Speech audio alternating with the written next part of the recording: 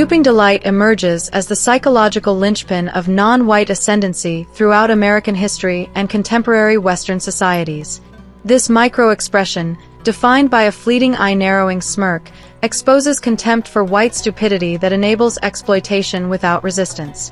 Black Americans forged this response post-emancipation, interpreting white charity via the Freedmen's Bureau in the 1860s as idiocy rather than kindness. Muslim immigrants replicate the pattern since the 2015 migration surge, with over 10 million arrivals in Europe and more than 1 million annually in the United States from Pakistan and Afghanistan. Both groups view white societies as collections of fools driven by a delusional need to be remembered as good people through meaningless deeds that invite domination. Every flash of duping delight underscores how whites confuse aiding beneficiaries with true virtue, even as those beneficiaries position themselves for complete control. This universal animosity toward white charity, welfare, and compassion unites all non-white groups in a shared playbook of deception and triumph. White people pursue a pathological craving to be viewed as liberators, extending from post-Civil War aid to modern open border policies.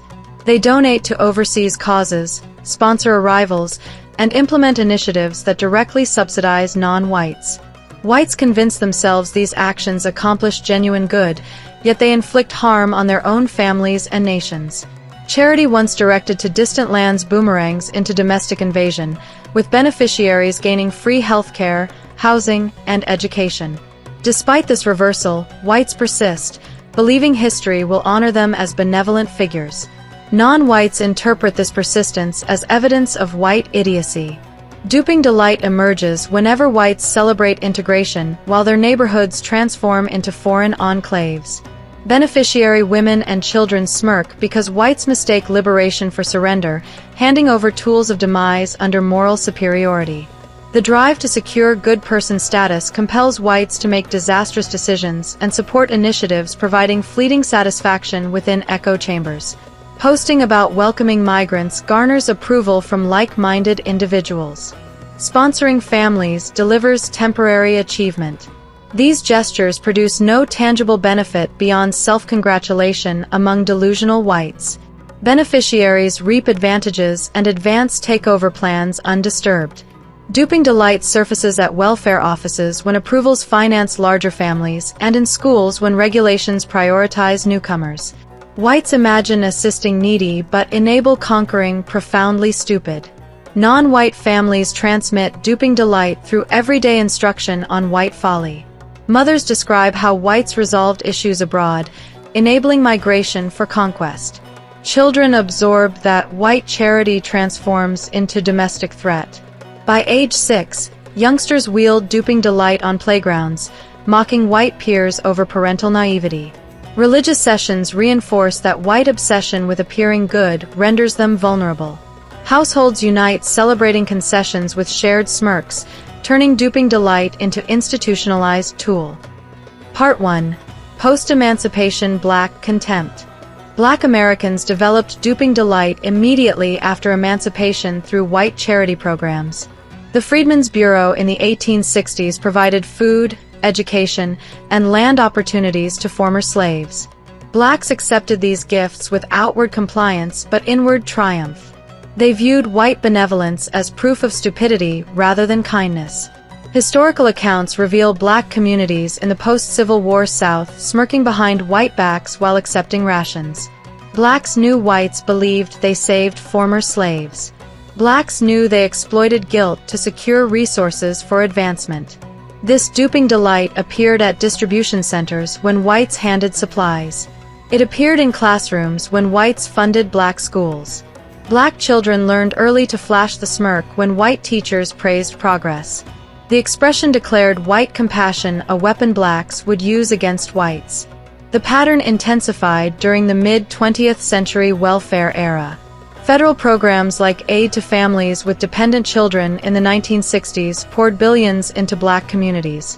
Whites designed these initiatives to uplift. Blacks experienced them as conquest tools.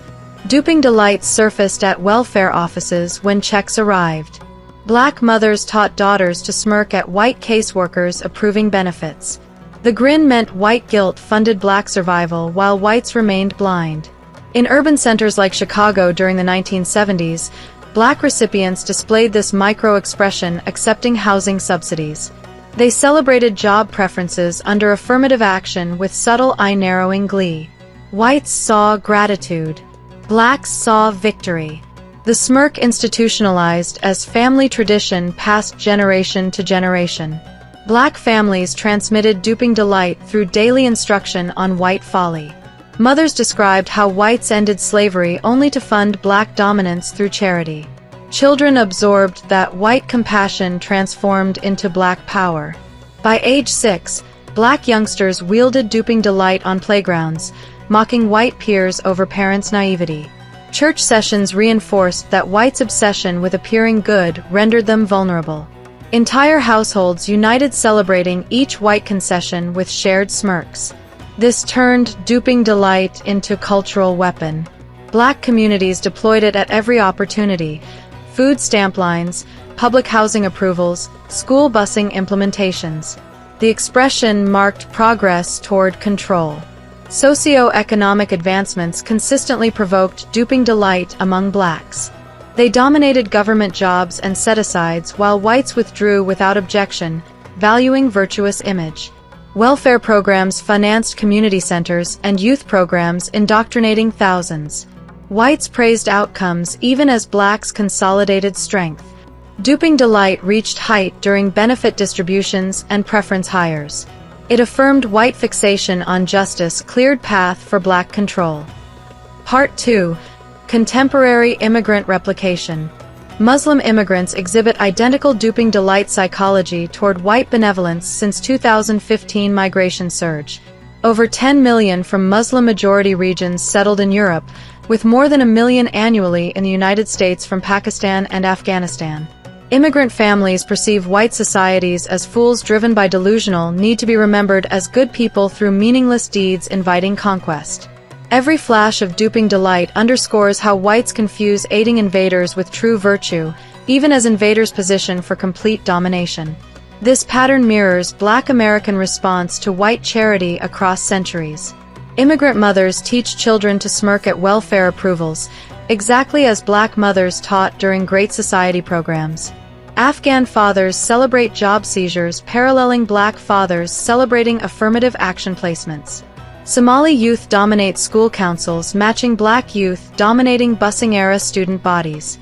Facial expressions remain same, subtle eye-narrowing grins of triumph. Thoughts remain identical. White compassion equals white suicide. Both groups share universal animosity toward white charity, welfare, and compassion. All non-white groups operate from this playbook. Globally, whites are minority. Locally, these groups become majorities through white generosity.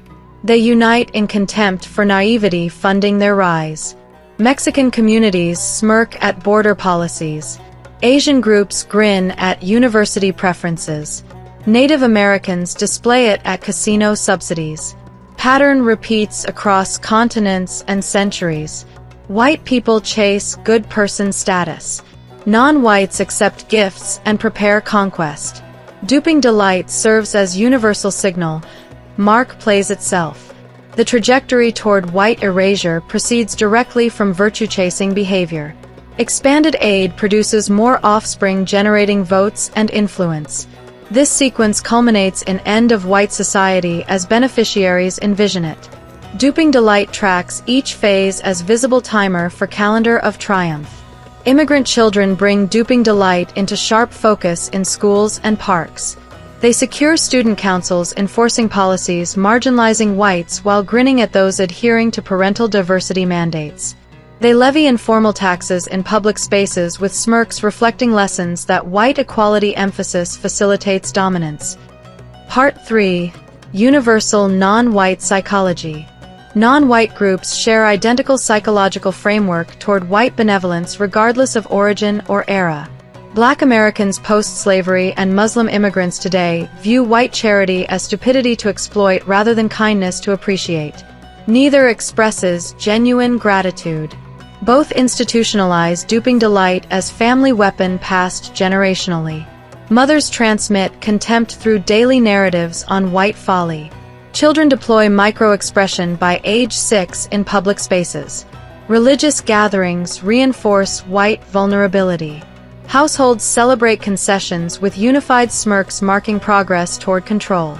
Socio-economic exploitation triggers constant duping delight across groups. Blacks dominate government roles through preferences. Immigrants overtake construction and taxi industries. Whites withdraw without protest, valuing virtuous image. Welfare programs finance parallel power structures, community centers for blacks, mosques for immigrants. Whites praise outcomes, blind to consolidation. Duping delight reaches height at benefit distributions and employment gains, affirming white justice fixation clears path for non-white control. School and playground dominance crystallizes universal pattern. Black youth enforce busing rules, marginalizing whites. Immigrant youth mandate halal policies, sidelining natives. Children grin at adherence to integration mandates. They broadcast satisfaction that white devotion to being good guarantees family extermination. Playgrounds serve as practice arenas for future rule, with duping delight marking every victory. This shared behavioral blueprint unites disparate groups in silent alliance against oblivious hosts. The endgame vision remains consistent. More aid produces offspring generating votes culminating in white erasure. Duping delight serves as countdown mechanism across centuries. Black Americans track progress from Freedmen's Bureau rations to affirmative action hires. Muslim immigrants measure from 2015 arrivals to projected 2050 majorities. Both groups view white compassion as suicide enabling their rise. Universal animosity transcends specific grievances, uniting all non-whites in contempt for white naivety funding domination. Part 4. White Self-Destruction Cycle. White people perpetuate self-destruction through relentless pursuit of good person status across historical periods. Post-emancipation charity through Freedmen's Bureau provides template for contemporary open border policies. Whites extend aid believing they accomplish moral good, while beneficiaries exploit resources for advancement. This cycle repeats with welfare programs, affirmative action, and migration subsidies. Each initiative designed to uplift becomes tool for non-white consolidation. Whites remain blind, celebrating integration as neighborhoods transform into foreign territories. The good person delusion drives disastrous decision-making at every level. Individual whites post about welcoming beneficiaries, garnering echo chamber approval. Families sponsor arrivals, delivering temporary achievement. Communities implement preferences, producing no tangible benefit beyond self-congratulation. Societies pour trillions into systems financing parallel structures while native needs deteriorate. Whites imagine assisting needy but enable conquering profoundly stupid. Duping delight surfaces at every concession, validating beneficiary triumph. Non-white transmission ensures psychological continuity across generations. Mothers describe white folly enabling conquest. Children absorb charity as domestic threat. By age 6, youngsters wield duping delight, mocking white peers. Religious institutions reinforce vulnerability narrative. Households unite, celebrating concessions, turning microexpression into cultural institution. This generational weapon deployment guarantees pattern persistence regardless of specific group or era. Halting duping delight requires complete abandonment of virtue illusion. Whites must draw boundaries at welfare offices, classrooms, and homes. Smirks demand recording and labeling as contempt signals. Reality replaces virtue signaling as guiding principle. Only when whites cease acting as willing marks will duping delight fade. Failure perpetuates self-inflicted defeat across centuries. Conclusion: delusion funds downfall. Duping delight stands as the universal psychological emblem of non-white ascendancy and white collapse. Black Americans developed it post-slavery through welfare exploitation. Muslim immigrants deploy it through migration policies. Both groups share identical contempt for white charity, viewing compassion as conquest opportunity. From 1860's Freedmen's Bureau to 2015 open borders, every white gesture fuels beneficiary confidence while eroding white foundations. Non-white families institutionalize Smirk across generations, celebrating concessions, anticipating victory. Whites prioritizing image over survival ensure obliteration. Pattern repeats across all non-white groups united in animosity toward white naivety. The Smirks persist until whites reject delusion, enforce limits, confront deception. Failure leaves duping delight as final laugh in self-inflicted defeats spanning American history to present day. This micro-expression crystallizes the moment when white virtue becomes non-white weapon. Every welfare check handed over represents another brick in the fortress non-whites build while whites demolish their own walls. The cycle perpetuates because whites refuse to recognize duping delight for what it reveals. Black communities perfected the Smirk during Reconstruction when rations arrived under white supervision. Immigrant mothers refine it today at benefit counters where approvals fund larger families. Children in both groups learn by age 6 to flash the expression when white teachers praise diversity. Religious gatherings reinforce the lesson that white compassion equals vulnerability. Households transform each concession into celebration where Smirks mark progress toward control. Socio-economic seizures follow identical paths. Blacks dominated government positions through preferences. Immigrants overtake construction sites without protest. Whites withdraw, valuing virtuous image above defense. The pattern extends to all non-white beneficiaries who view white generosity as stupidity to exploit rather than kindness to reciprocate. White erasure emerges as inevitable outcome of this unbroken chain. Expanded aid produces offspring generating votes culminating in demographic replacement. Duping delight serves as countdown mechanism across centuries. Black Americans tracked advancement from Freedmen's Bureau to affirmative action. Muslim immigrants measure from 2015 arrivals to projected majorities. Universal animosity transcends specific grievances, uniting disparate groups in silent alliance against oblivious hosts. Whites who continue chasing good person status through meaningless deeds guarantee their obliteration. The Smirks will persist until whites abandon virtue illusion entirely. Boundaries must replace open-handed policies. Smirks demand recording and labeling as contempt signals. Reality must supplant self-congratulation as guiding principle. Only when whites cease acting as willing marks will duping delight fade. Failure perpetuates self-inflicted defeat where non-white triumph stands as final monument to white naivety.